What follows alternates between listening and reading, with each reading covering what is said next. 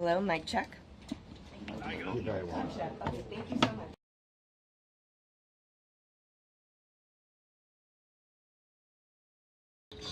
I don't know why he gave us this mile-long mic.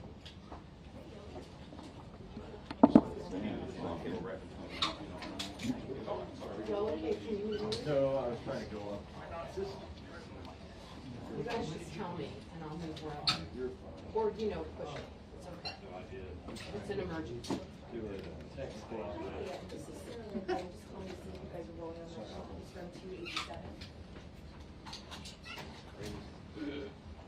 Okay, awesome. Thank you. Hi.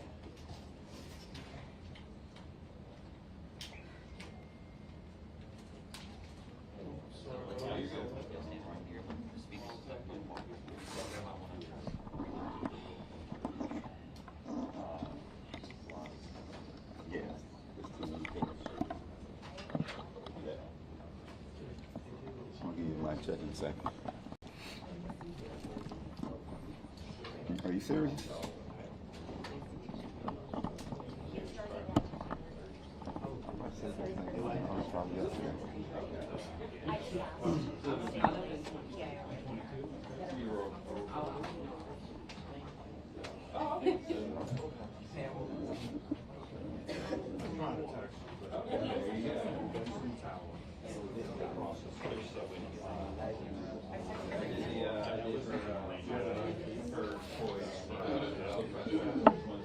That's just got a list like that. Huh? That's it. This big one? Yeah. I'm good. I'm good. You got me? All right.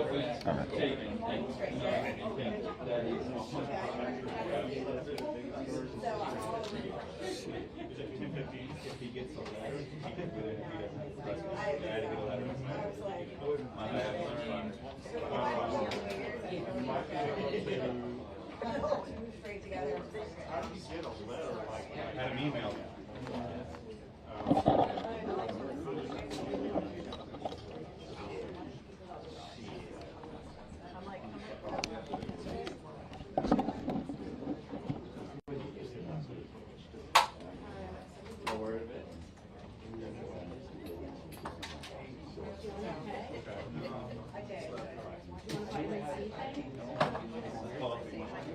I know. That's my brother too.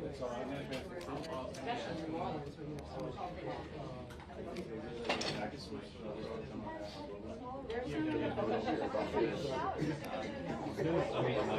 What about an actual person?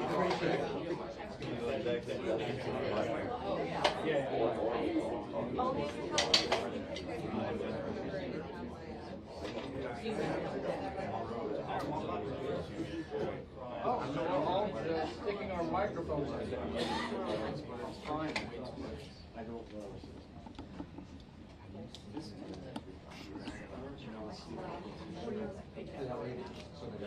People got that's can you hear me? I think the issues we're going to have with these mics that are right here is that they're going to be blocking the chief of police and the governor. Am I just I think we need to lower these two right here. Just FYI, I think these are an issue.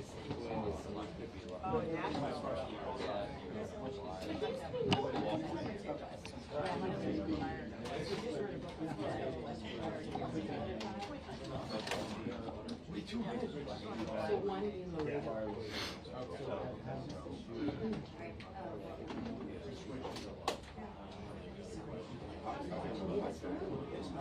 Are you doing an audio test? No, I'm just making sure some of these wires aren't going to be where their papers are going to be. Thank you. I'm Molly. You guys have your three-person panel.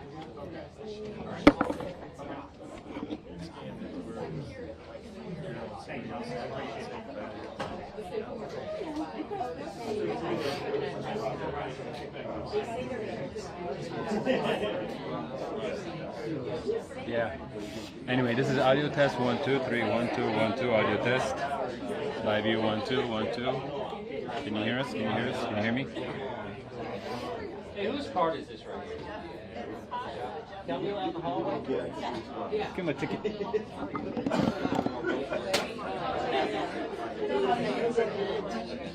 You're listening. 1, 2. Can you hear me? Can you hear me? Testing. 1, 2, 1, 2, 1, 2. Can you hear me? You're listening. You're listening. Test, test, test. 1, 2. 1, 2, 3, 4, 5, 6, 7, 8, 9, 10. 1, 2. Super loud. Very, very quiet.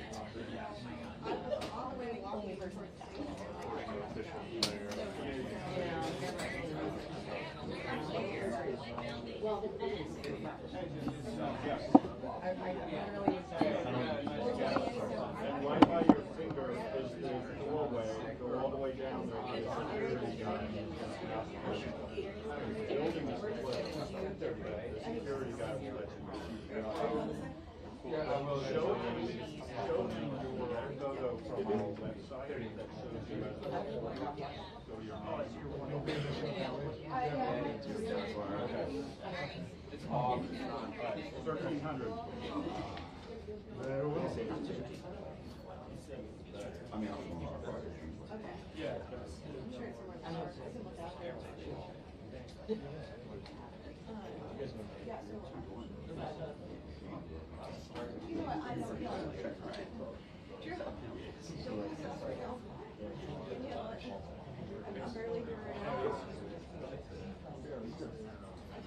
Good morning, everyone. I'm Leslie Hill with the FBI. Our press conference will start shortly. We apologize for the delay, but you can understand this has been a moving situation. I want to give you the run of show because that's changed a few times this morning. So if you can write this down, we'll also type it up for you. But just so you know, as the speakers come up, Governor Landry will be opening. Then we have Deputy Assistant Director Christopher Raya, R-A-I-A. He is of our counterintelligence division. And then I believe the SAC of ATF, Joshua Jackson. And then Mayor Latoya Cantrell. How do you spell Christopher? C-H-R-I-S-T-O-P-H-E-R. Thanks. What is our estimated start time now? Approximately 10 to 15 minutes. Will they take questions? They'll take questions, but I ask that, especially the law enforcement, I ask you to be respectful. We are running late, but they do have other things. Will we expect maybe to be able to take one question with a follow-up? Do you mean total? Or No. Okay. No. Obviously not. And the Louisiana State Patrol, their director, he's not going to be. Yeah, you want to put it on the other Louisiana State Police at I'm this sorry, point, State Police. no, the colonel at this point is not going to speak because we're trying to provide you the people who have active roles right now in where this investigation is going. Thank you. Okay? Thank you. All right. Ray is with FBI. He's the Deputy Assistant Director of Counterintelligence. Yes, for the FBI. Thank you.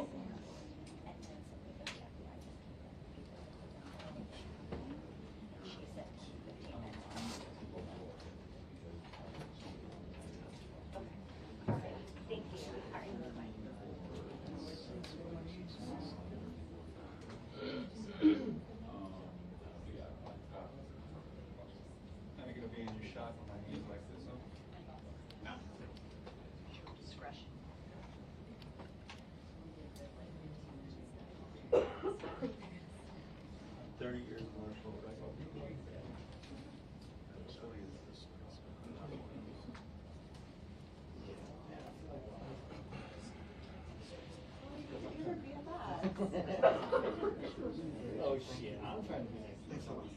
Oh, it's okay. You also have brotherly love over here. So if I get one here, go to the mic check question.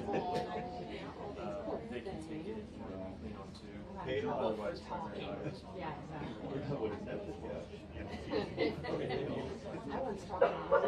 Mic check, mic check. Mic check, 1 2 1 2. Mic check.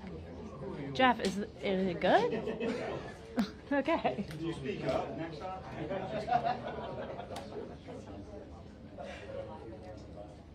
I was hoping you would sing. Oh yeah, I Oh my God, how long have you been over here?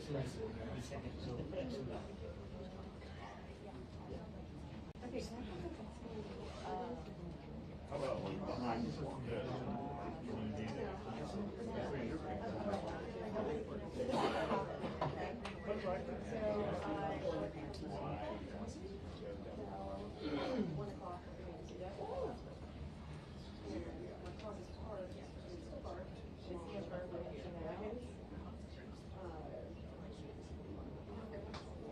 So it's close to here, but my car's over here. So I haven't had time to lock my car because I went and got some. Oh, New Year's night because I got woken up by the all kind of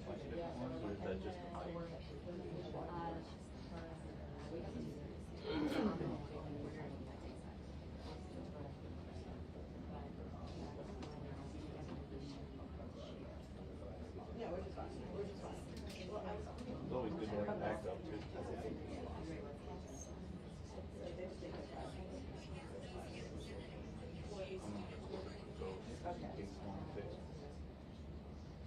I would never trust technology.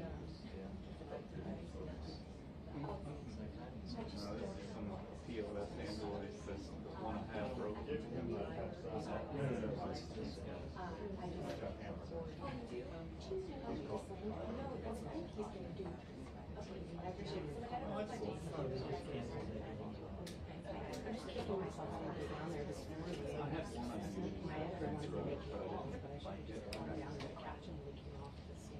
Oh.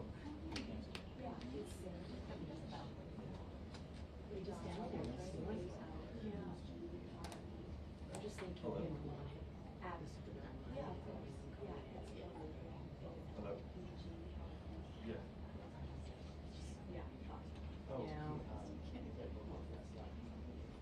Okay, we are not set to do live shots. You can listen or bring one up and do live shots. Okay. I wasn't going to, and then I changed my mind. Sorry, the last time I did, I said that's fine, but we're not doing live shots. I asked them if I could bring anything, and they told me, yeah, bring whatever you want. And when I got to the door, Because they couldn't had bring been in anything. in here and, In the FBI building. yeah. So I just didn't bring anything.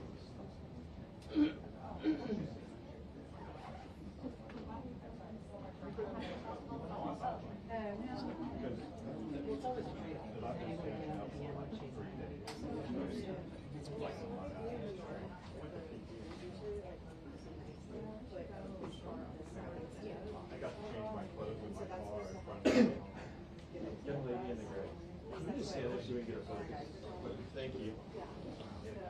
Man, what did you have for breakfast? Hello, everyone. I did get mistaken earlier for being part of the governor's office, but I'm not. I'm not. I'm not. Thank you so much. All right. Thank you, everyone.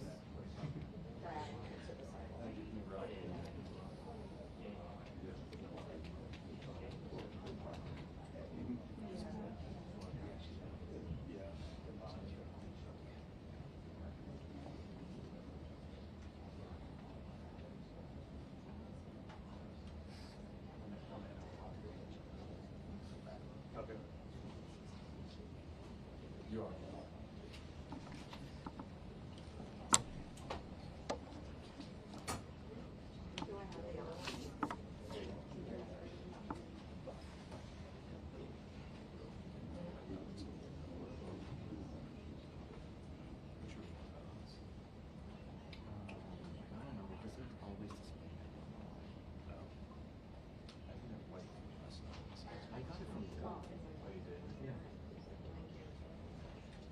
No real.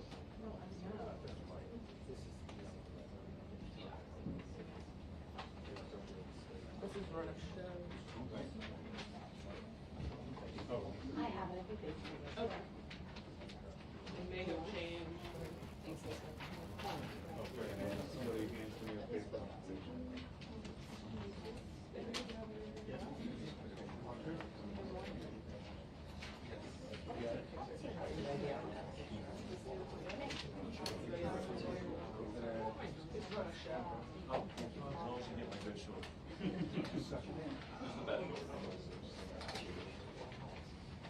Everybody good?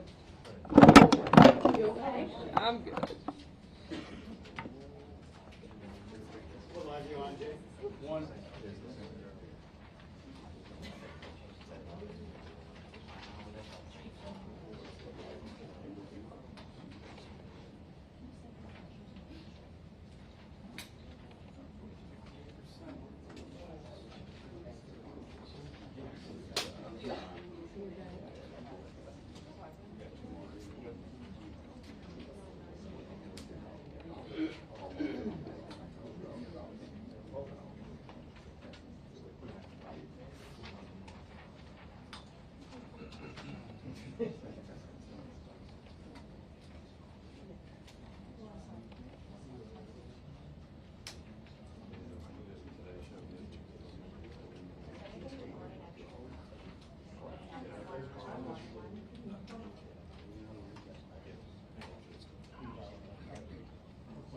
Ask away.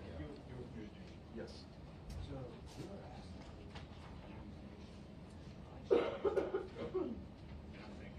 Why are we doing security?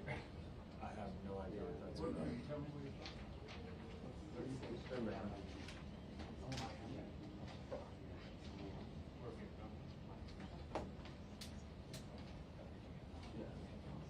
I have no idea.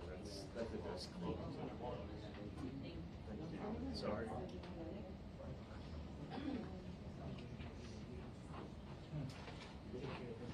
Hey. Yeah, I'm gonna do that. That's new too, last night, so I was.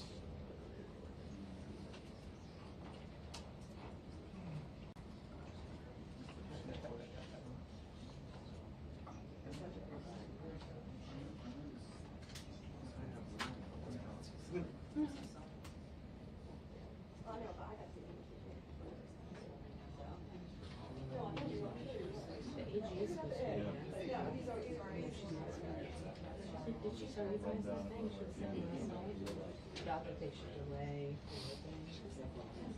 Or that they should delay the thing, I'm sorry. Another day. Oh, okay.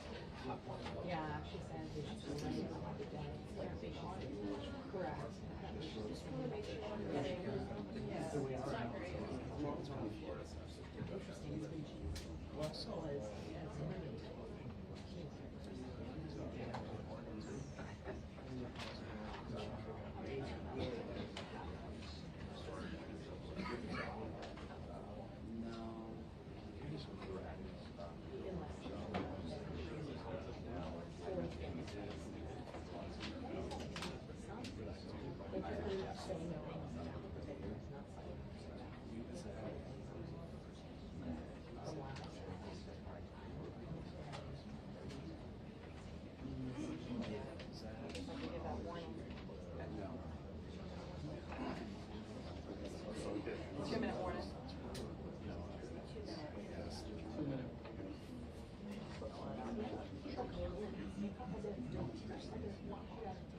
Oh, we know that.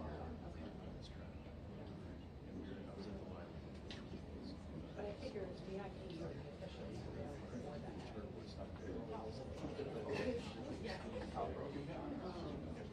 Traffic thing, yeah.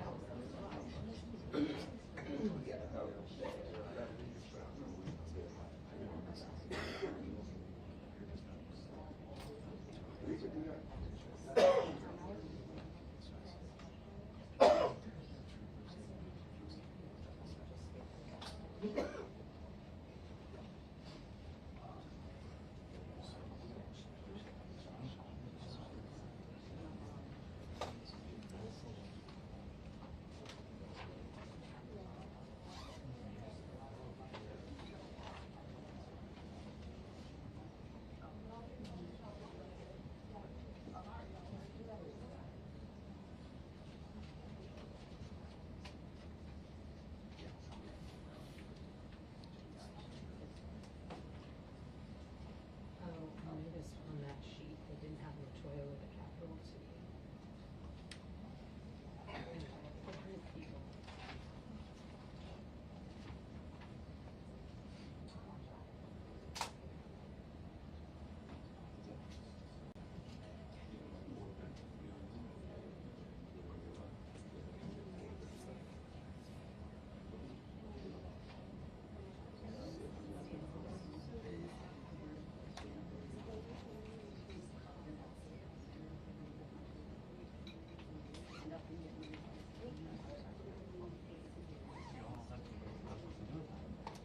Permanently, no, we have sports reporter here, so he was out yesterday morning. I mean, Yeah.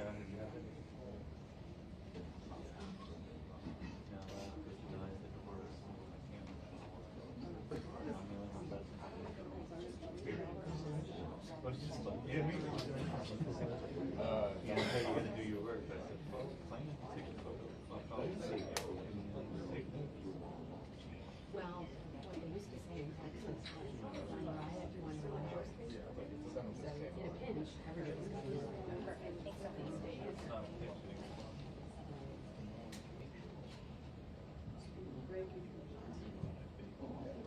I'm old, so I came up here, so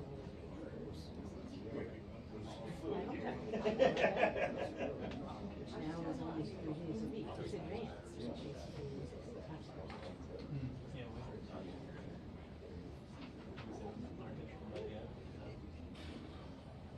Yeah, you're right. They almost, but they're still. Yeah.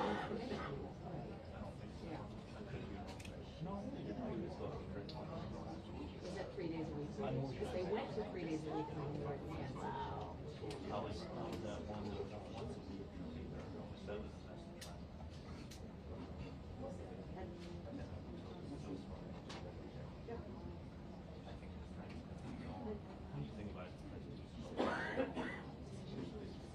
Well, it's really good. once you get a physical copy, you can it makes no sense. You can Well, like features, things that are standalone, you want to go back to look at it for like a reference. but not with the staff. Right.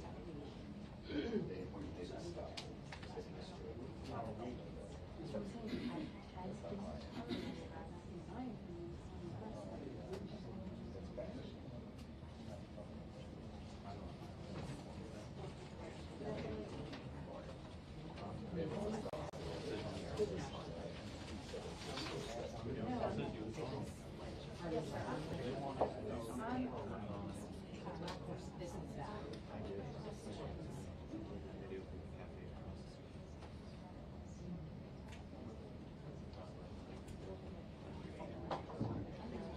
I have the same thing. Yeah, I'll never learn. On the Texas State Guard, they have our new state guard. Oh, I thought you got your national guard. You're like, yeah, Army national. That's a lot. Just like, well, your TO, trying to know that for. How old do you think? You look young as me. I'm 47. Yes. But during the Iraq War, you have states on the divisions deploying, which was less. They almost captured it. I'm making a profession.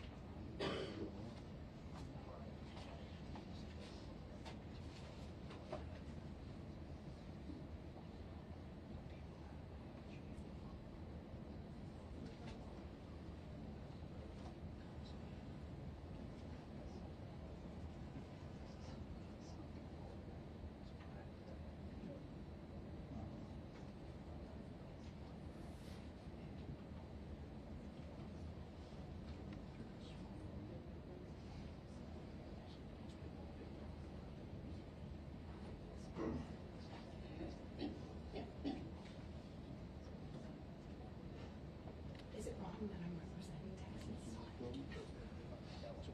I'm based in Houston. I need to get you a new one. I know I do.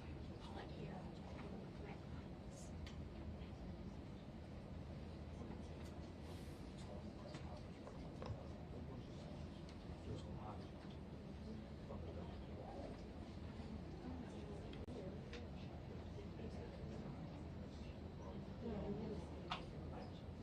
I was happy to see Texas as a state as the best. That's reality.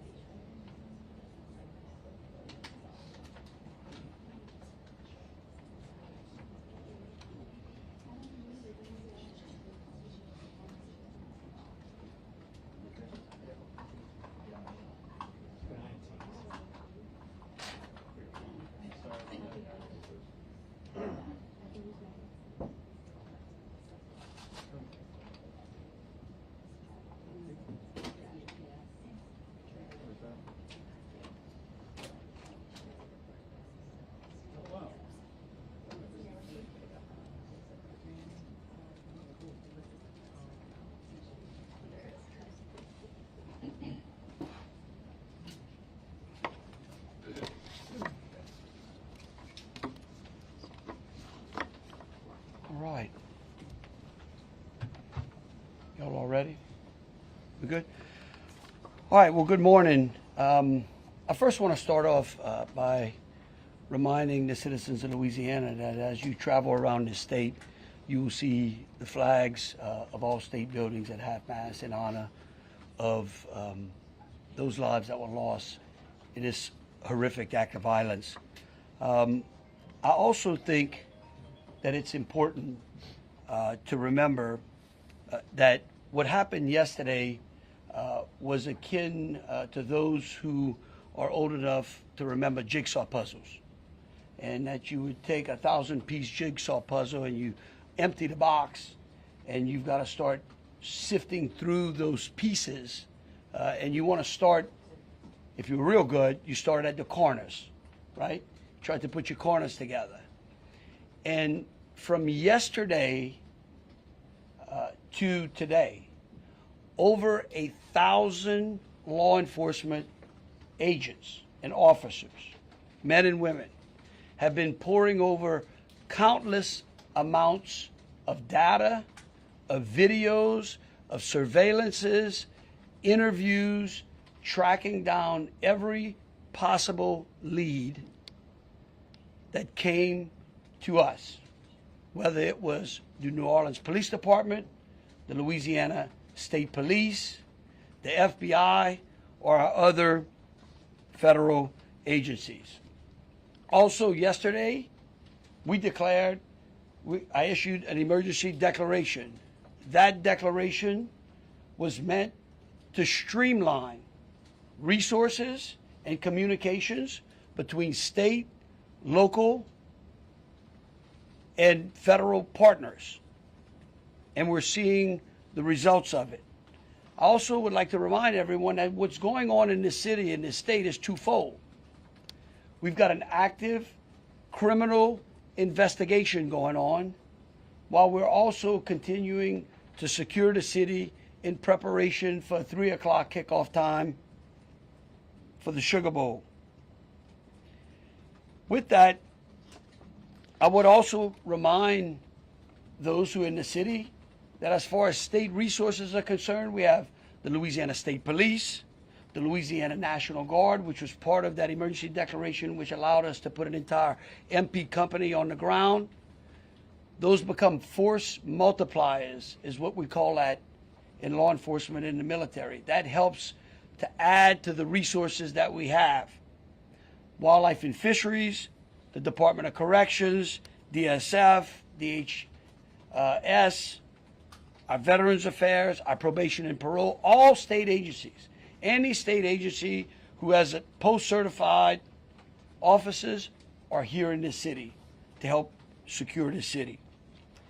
And so with that, I would like to turn it over to Christopher Rea, who is the Deputy Assistant Director of the FBI's Counter Terrorism Division. Chris? Thank you, Governor Landry.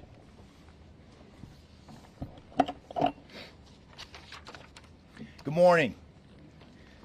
I am FBI Deputy Assistant Director Christopher Rea. I'm from our Counterterrorism Division at headquarters. I'm also joined by Assistant Special Agent in Charge Alethea Duncan from our New Orleans office, who you heard from yesterday. I'm here to discuss not only the latest investigative information we have here in New Orleans, but I'll also let you know about other investigative activities outside of the state. I first, and most importantly, want to send our deepest condolences to the victims of this horrific attack and their loved ones. 14 innocent victims were killed in this senseless attack, and at least 35 are injured. We cannot ease the grief people in this community and across the nation are feeling at this time, but rest assured, we stand with you and in support of you. All the resources, and I'm going to go into that a little bit later, all the resources of the FBI are being focused on tracking down every piece of evidence, every lead, every interview, every potential lead we've got. While I won't be able to answer all your questions today, my goal is to be as forthcoming as possible with you on what we've uncovered so far. First and foremost, let me be very clear about this point. This was an act of terrorism. It was premeditated and an evil act. This was obviously a critical incident, and with that, lots of information and tips come pouring in from law enforcement, first responders, and the public. We have been aggressively running down these tips and information. As you all know, that takes time, and we will continue to do so until every lead has been followed through on. This investigation is only a little more than 24 hours old. So I ask you to keep in mind that as I go through some of the specifics later. But at this point, currently, and this is another fact I want to be clear on, we do not assess at this point that anyone else involved in this attack except for Shamsa Din Jabbar, the subject you've already been briefed on. A little bit about what the FBI is doing. So we are surging people and assets to the area from across the region and across the nation. Special agents in multiple field offices across the country have been deployed and are assisting with potential aspects of this investigation and following up on every lead. Additional teams of special agents, professional staff, and victim specialists continue to arrive to provide more investigative power and assistance to the victims and their families. We've also forward deployed a number of our critical incident response group assets, including members of our hostage rescue team, special agent bomb technicians, and crisis management coordinators. In addition, we have deployed more evidence response technicians to continue to process the various scenes that we have. So far, we have received just over 400 tips from the public, and that information is being followed up on both here in New Orleans and across the country. Some of the tips are here in New Orleans, and there are other tips in other states across the country that we are following up on. The FBI team and our law enforcement partners here are also reviewing hundreds of hours of surveillance and other video from both the French Quarter and other locations. As for a timeline, at this point, investigators believe Jabbar picked up the rented F-150 in Houston, Texas on December 30th. He then drove from Houston to New Orleans on the evening of the 31st, and he posted several videos to an online platform proclaiming his support for ISIS. There were 5 videos posted on Jabbar's Facebook account, which are time-stamped beginning at 1:29 a.m. and the last at 3:02 a.m. In the first video, Jabbar explains he originally planned to harm his family and friends, but was concerned the news headlines would not focus on the, quote, war between the believers and the disbelievers, end quote. Additionally, he stated he had joined ISIS before this summer. He also provided a will and testament.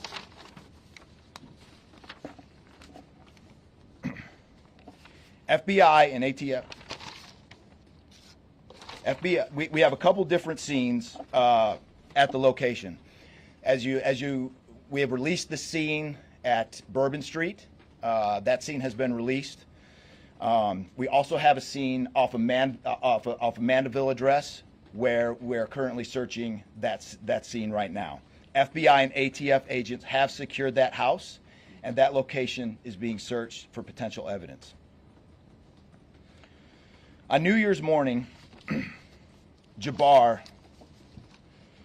opened fire after ramming through a blocked-off area of Bourbon Street, used his truck as a weapon to run over the victims. Teams of specially trained victim specialists, again, as I said, are on the ground here in New Orleans, assisting survivors of the attack and loved ones of the deceased.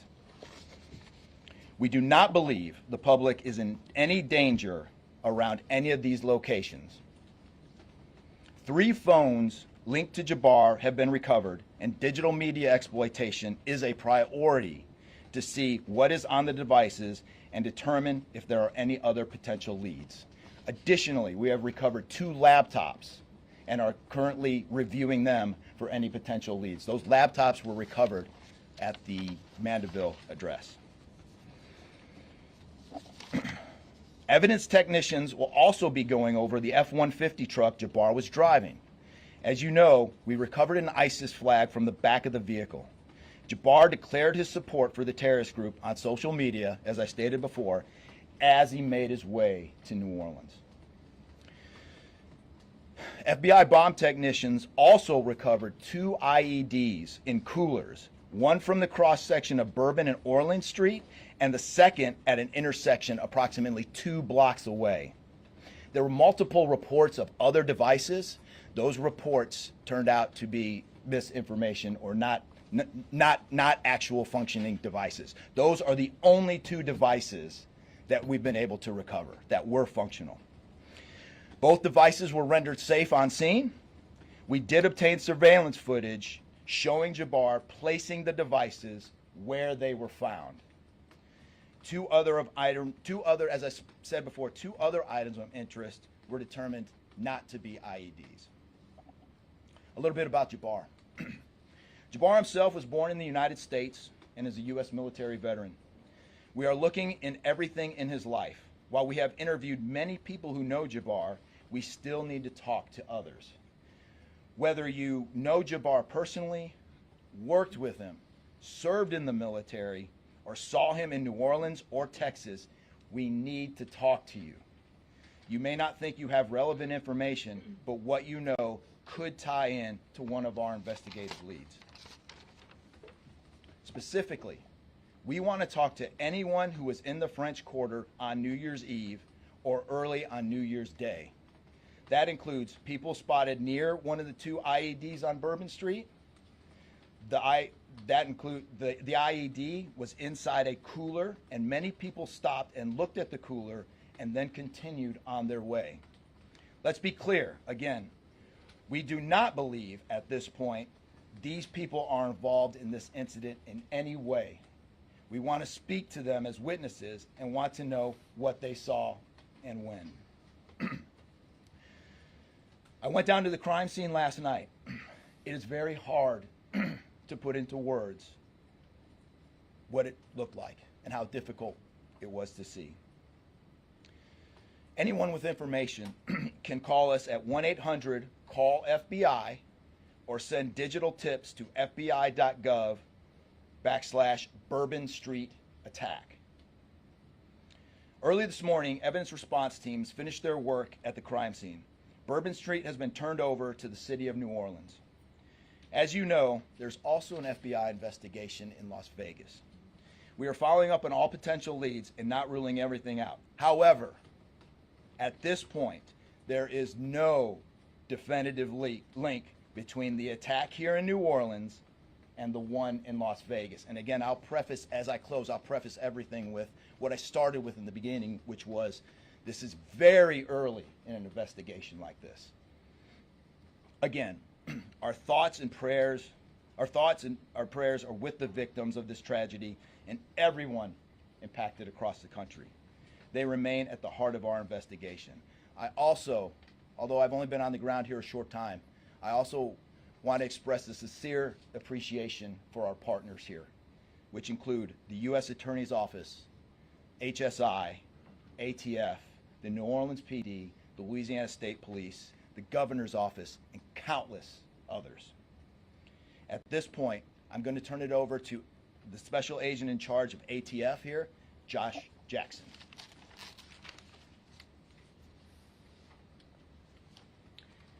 Hey, good afternoon. As stated, my name is Joshua Jackson. I am the Special Agent in charge for the ATF New Orleans Field Division. And ATF's primary mission is preventing, reducing, and solving violent crime throughout the United States and abroad.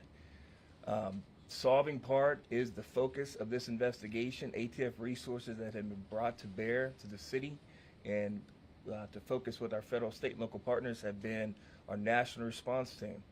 We spoke about the scene that's still being processed now. The national response team of ATF is a team of certified fire investigators, certified explosive specialists, fire engineers, electrical engineers. These folks will give us additional investigative leads to help the investigative team identify what happened at the location in Mandeville and identify how that fire started and move the investigation forward from there. Additional resources that ATF has brought to bear into the city.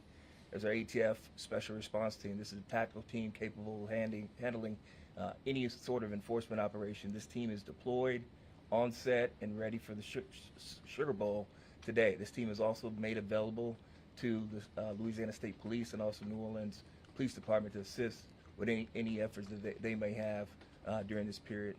Additional resources, as the governor alluded to, he executed executive powers and had an emergency declared to where ATF was able to tap in to Emergency Support Function 13 resources. This allowed us to bring additional explosive detection canines so that we can safely sweep the city and safely sweep the Super Bowl in preparation for the game today. These resources will still be in the city as we lead up to the Super Bowl and through Mardi Gras. These type of ATF resources will be here. The last resources ATF has brought to bear, and probably the most important one, is our victim witness coordinators. These folks come in and they provide resources to the victims and the family members that have suffered greatly during this tragedy. The entire city hurts, but the victims and the family members are in need of resources and care long after this investigation wraps up. This time next year to be hard for the families and friends who suffered during this event. So our victim witness coordinators are working with the FBI, the City of New Orleans coordinators to provide resources to these folks out here. And as we move forward, ATF will be committed. We will work with the investigative team moving this investigation forward, but also we'll be here to make sure the city is safe and prepared as we move into the Super Bowl. And with that, I'm going to turn it over to our mayor of this great city, New Orleans. Madam Mayor. Thank you so much. Well, good morning once again. And I just want to just echo my thank yous to the unified command of our law enforcement partners and at every single level, federal, state, and governor. Governor, thank you for your partnership. Thank you. I also want to thank the residents and the visitors of the city of New Orleans for your patience, for your support, and most of all, your prayers. Our hearts and prayers continue to go out to the victims' families, and the city of New Orleans, we're resilient. And as I stated on yesterday, my focus in terms of a priority has been on our victims. As you heard, that yes, the FBI was able to clear Bourbon Street. And what that meant also for me in this city was that we were able to remove our victims, identify them, and notify their families. Real reverence. They mattered, the families matter, and matter to the city of New Orleans.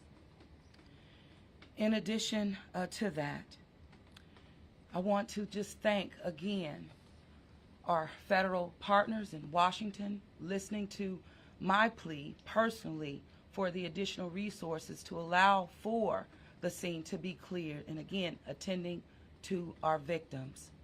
I walked by each one, and I did the sign of cross in my own way, because reverence, again, is important. So while we have been able to have Bourbon Street returned back to the city of New Orleans, and the due diligence has been done, that then allowed me to give the go-ahead to begin the cleaning of Bourbon Street. That started happening in the morning about 2 a.m. It was completed before 8 a.m. this morning. But that has really set the tone, I would say, and with the confidence that I have in the law enforcement partners, all of the resources that have been activated, how we have made sure that safety continues to be our top priority, how our assets have been deployed strategically, again, for the safety and the protection of our visitors and our residents in the city. And because of that, the confidence is there to reopen Bourbon Street to the public prior to game time today. The first order will be to allow for vendors to come in and service the businesses. That's important in order for us to stand up activation, as you know, Governor. And so with that, I want to reassure the public that the city of New Orleans is not only ready for game day today, but we're ready to continue to host large-scale events in our city because we are built to host at every single turn. I want to, again, thank all of those who responded to the FBI's call for information and tips. As you heard, that has been useful. Continue to do that. The investigation is still active and absolutely under the FBI's leadership. We will continue to operate and cooperate as we always have.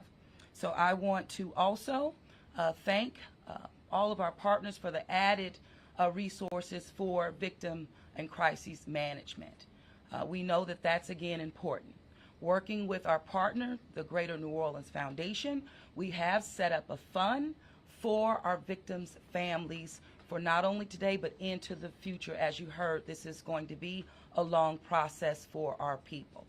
So with that, the city of New Orleans, and with all of my confidence, we are ready. And we could not get here again without the unified presence, support, and cooperation. We are stronger together. And I want to say again, thank you so much. Thank you, Governor.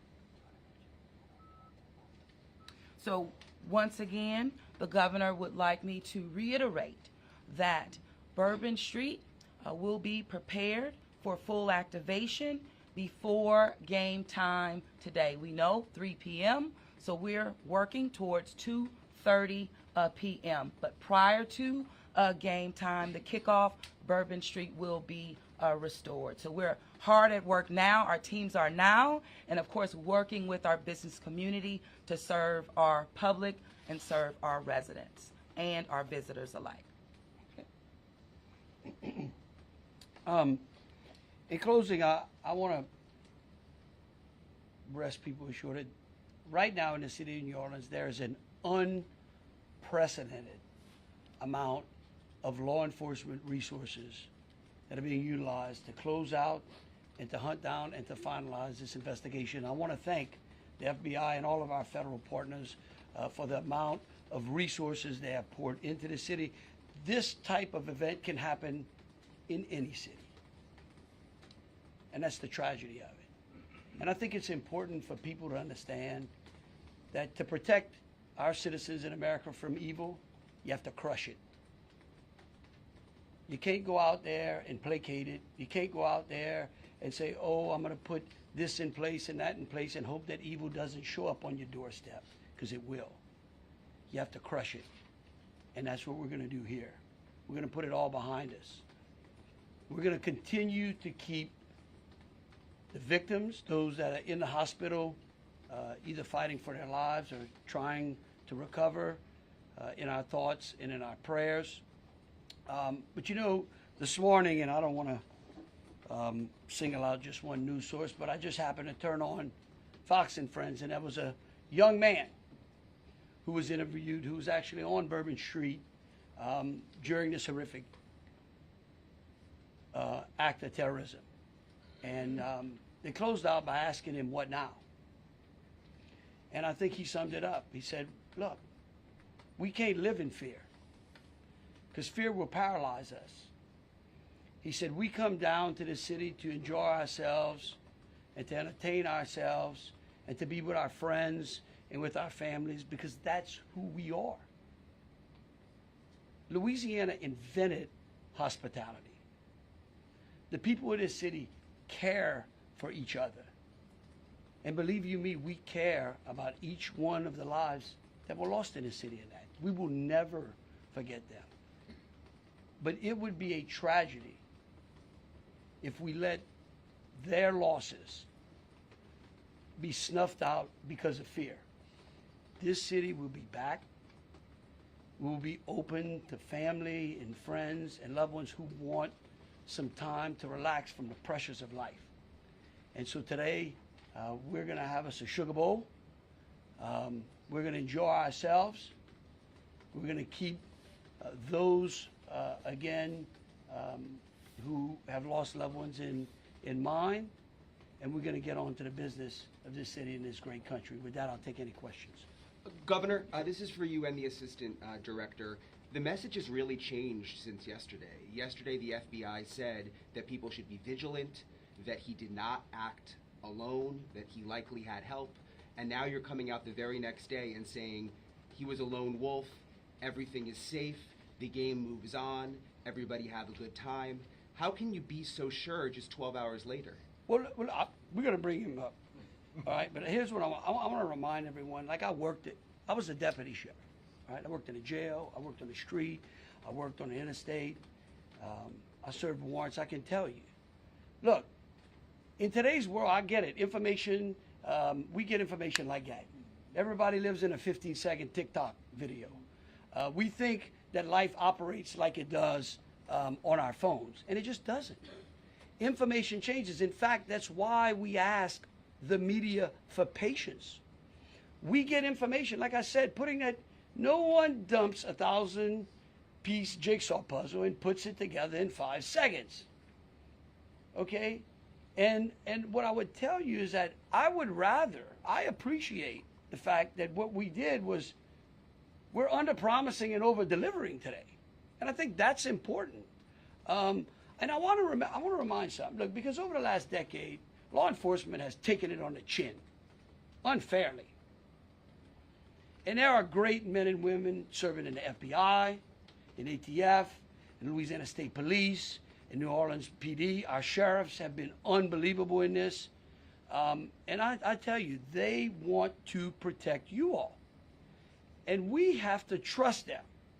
And sometimes the information we put out, we end up finding out that it may be incorrect. But guess what? What we're doing here is something that I think is important. It's called transparency. And look, something may change again. Here's what I do know, though. Right now, this is one of the safest places on earth. That doesn't mean that nothing can't happen.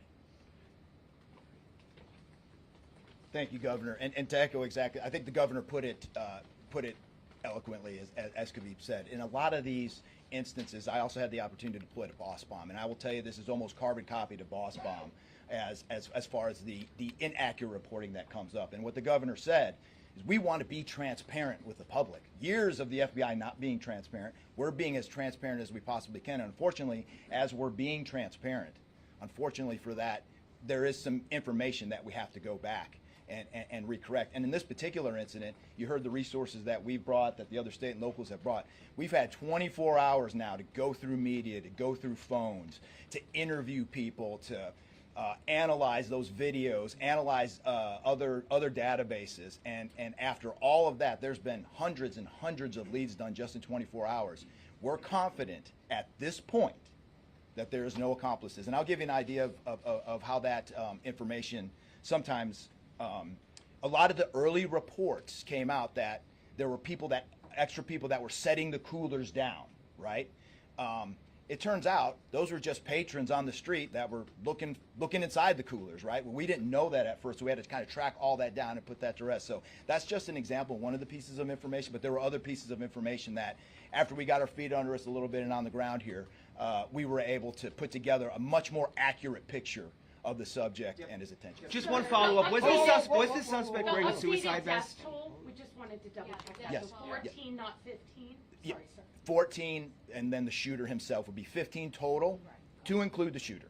Was the terrorist wearing a suicide vest? That's my follow-up. Were the IEDs pipe bombs, and have you discovered a remote detonator anywhere? When you said that you have surveillance footage of the suspect planting those IEDs, what time roughly were they planted? Yeah, those roughly a couple hours. I don't have the exact times in front of me. A couple hours prior to the attack. Probably after midnight. I want to say 1 or 2 in the morning, but I can't. Left the area and came back. Correct. That's our assumption now. I mean, we still have a lot to work through. We're getting more surveillance video and everything else, but that's the assumption. Was he wearing a suicide vest, sir? It's being done on Bourbon Street. Would there have been canines out on New Year's Eve? Would there have been bomb sweeps done? Look, I think. The regular precautions? Let me just say this, and either Joe or Rob will correct me. Look, a bomb dog doesn't operate like a drug dog, right? On Bourbon Street, there's a lot of senses, right? A lot of smells. I don't think you can run a bomb dog down Bourbon Street with thousands of people there and be able to sniff out a bomb. What we've been doing, what they have been doing, is certainly a complete sweep of the quarter because of the limited amount of traffic that's been out there. Let me just say this. I think this may help. It would be my hope that as some additional time goes through, maybe closer to maybe the beginning of next week, we will, if we've got it to what extent buttoned up as we could, I would work with the FBI and the city, and maybe we can come up with a timeline to be able to get you those information, kind of walk everyone through from day one through. I think it's extremely premature, and you're really putting us on some speculative grounds to ask some of those questions, because again, it's only been 24 hours.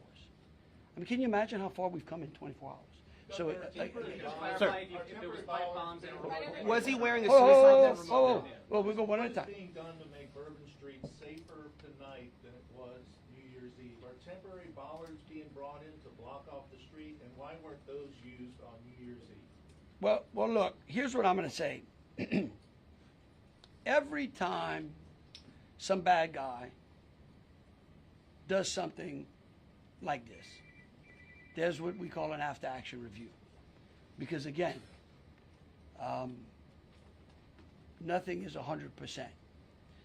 We have reinforced the area. We have deployed some additional types of assets. I personally, it's up to the city or other, I don't like to give specifics because I don't like to tell the enemy what we got. But I can tell you we're in better shape than we were before. We have time for two Sir, more questions. sir. Dr. Can you speak I- to the I- Mandeville scene? Sit. Can you speak to the Mandeville scene? And then we'll go to you. Some neighbors at that site told us they smelled smoke early in the morning. Was there a fire there? Any kind of burning happening? Yeah, Do you great. still believe that fire happened after the suspect was killed? That's correct. Yeah, I'll move to 18. I do want to address the suicide vest question. I want to kill that one right away. There was no evidence that the subject was wearing a suicide vest at all. So I will turn the Mandeville stuff over to ATI. Yeah, as to the fire at the Mandeville scene, so our working theory now is that the fire started after Jabbar was already deceased. There's a lot of different ways that can happen. You could have different time devices. You could have a long cord that extended that time. You could also have pressure cookers that were put on top of the stove filled with gasoline, and then it went off. There's a lot of different ways to do it, but that is why our ATF National Response Team is here to answer those questions and get that investigative lead back to our team. So more to come on that. We're still processing that scene. We're out there right now. Sir. How he became radicalized over all of this time? What brought him to Bourbon Street? Do we understand? Was there any international travel involved? What led him down this path to this sort of radicalization? Sure, a lot of questions we're still asking ourselves. We know that he specifically picked out Bourbon Street. Not quite sure why. I mean, I think one can assume that it was lots of people New Year's Eve, with a target for an attack. That's the stuff in the coming days as far as that path to radicalization that we're really going to be digging into and making a priority of. So what I can tell you right now is that he was 100% inspired by ISIS, and so we're digging through more of the social media, more interviews, working with some of our other partners to ascertain just how to ascertain a little bit more about that connection. Sir, one more Kate. Right there. You've had your hand up for a while. Sir. Yeah, thank you. I appreciate it. It's actually for Special Agent Riot. Sir, I prefer those. I'm not sure. In order to reassure people, would you be able to explain the analysis and evidence that has led to this most recent understanding that he was a lone actor and that there is at this point, at least from your understanding, no further danger to the public? Sure. I think a lot of that, multiple interviews, the hundreds of interviews that we've conducted so far, the social media review that we've done of his accounts, by my count now, the 5 devices we have, the 3 cell phones and the 2 laptops, been able to initially triage or go through that, and there is just nothing to indicate through call records, through anything on those devices, through interviews, through anything in our systems that he was aided in this attack by anybody. And again, I have to caveat, like the governor said, this is 24 hours into it, and that could change. But right now, we've got a much better picture and much more confidence on what we were dealing with than we were just 24 hours. Thank y'all so very much. Again, we are going to try to get y'all as much information as possible. So any additional information will be put out through press releases. Thank you so very much. Are we going to be making Bourbon Street a pedestrian only, or are we going to be allowing cars to drive?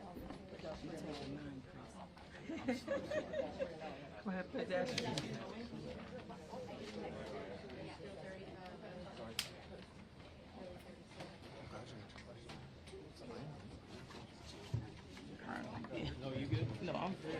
Yeah, you. Oh, no. You giving up to the hand. You want to grab my mic? Yes, sir.